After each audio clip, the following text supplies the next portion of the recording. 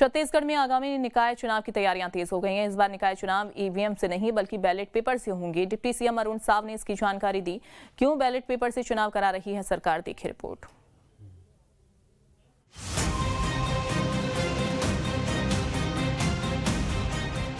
विपक्षी पार्टियों की ओर से देश में कई बार बैलेट पेपर से चुनाव कराने की मांग की गई है, लेकिन अब छत्तीसगढ़ से बड़ी खबर ये है कि आगामी निकाय और पंचायत चुनाव यहां बैलेट पेपर से होगा।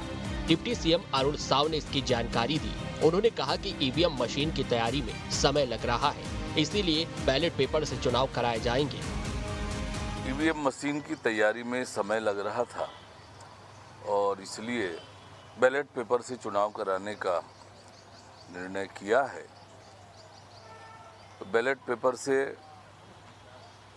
चुनाव होगा, इसकी तैयारी चुनाव आयोग कर रही है। अरुण साव ने बताया है कि बोर्ड एग्जाम से पहले नगरीय निकाय और पंचायत चुनाव कराए जाएंगे। ऐसे में माना जा रहा है कि 7 जनवरी के बाद प्रदेश में कभी भी आचार संहिता लग सकती है।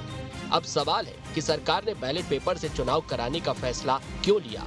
क्या विपक्ष की ओर से लगातार बैलेट पेपर की मांग की जा रही है, इसीलिए सरकार ने विपक्ष की बात मान ली है।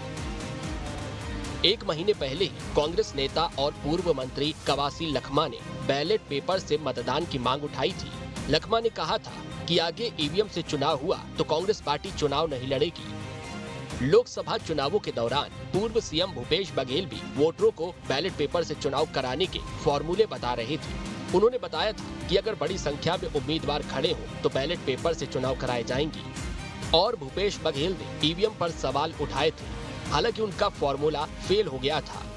अब सवाल है कि क्या विपक्ष की बातों का असर सरकार पर हुआ है। लेकिन कांग्रेस पार्टी ने विष्णु सरकार के बैलेट पेपर से चुनाव कराने के फैसले का स्वागत किया है और कहा है कि देर आए लेकिन सद्बुद्धि तो आई। कांग्रेस ने इस विषय को लेकर के सवाल उठाया था कि ईवीएम पर चुनाव नहीं होने चाहिए। चलिए, बहुत बहुत धन्यवाद है सरकार को कि उनको सद्बुद्धि आई और बैलेट पेपर से चुनाव कराने का फैसला लिया है, जो आज अधिक पारदर्शी है और सबके लिए विश्वसनीय है। तो स्वागत है इसका।